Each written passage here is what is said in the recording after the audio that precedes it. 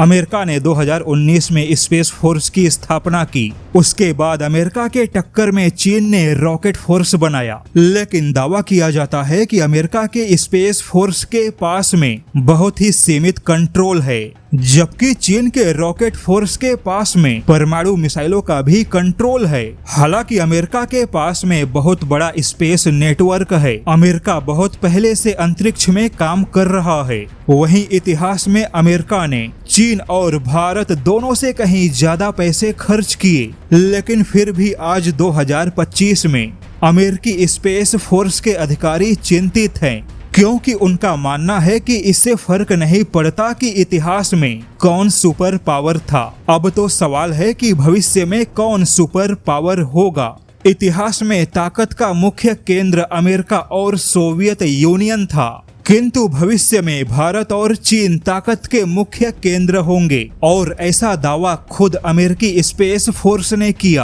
America के ही Rand corporation ने खुलासा किया कि 2025 में अमेरिकी वायुसेना अपने हवाई रक्षा प्रणालियों से खुश नहीं है, क्योंकि अमेरिकी हवाई रक्षा प्रणाली बहुत ही महंगा होने के साथ में इनका उत्पादन भी बहुत ही कम है। जबकि वहीं अमेरिकी अंतरिक्ष बल ने बहुत ही चौंकाने वाला दावा किया कि 2025 में नेक्स्ट जनरेशन इंटरसेप्टर की बात करें तो भारत और अमेरिका लगभग एक ही चौराहे पे खड़े हैं। यानी कि अमेरिका के पास में नेक्स्ट जनरेशन इंटरसेप्टर के मामले में फिलहाल कोई बढ़त नहीं है, क्योंकि खुद अमेरिकी अंतरिक्ष बल के मुताबिक भारत ने अपने प्रोजेक्ट कुशा और मिशन सुदर्शन चक्र जैसे महत्वाकांक्षी परियोजनाओं का खुलासा किया। उसके बाद पूरी दुनिया को यह पता चला कि भारत ने बहुत ही चुपके से पहले तो अपने तकनीकी क्षमताओं को विकसित किया, फिर उसके बाद भारत ने अपनी परियोजनाओं का खुलासा किया।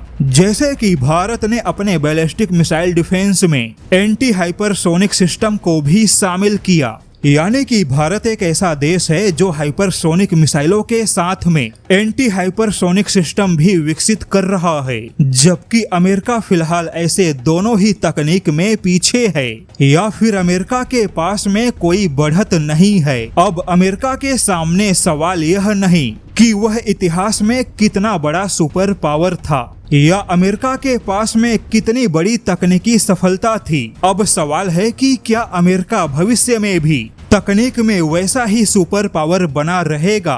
ट्रंप ने चुनावी फायदे के लिए भले ही गोल्डन डोम जैसे सिस्टम का ऐलान किया, लेकिन ऐसा करके अमेरिका ने फिर से उसी महंगे मिसाइल डिफेंस की ओर कदम बढ़ाया, जिससे कि अमेरिका को बचने की आवश्यकता है। वहीं अमेरिका का गोल्डन डोम किसी भी हाल में जमीनी आवश्यकता को पूरा नहीं करता।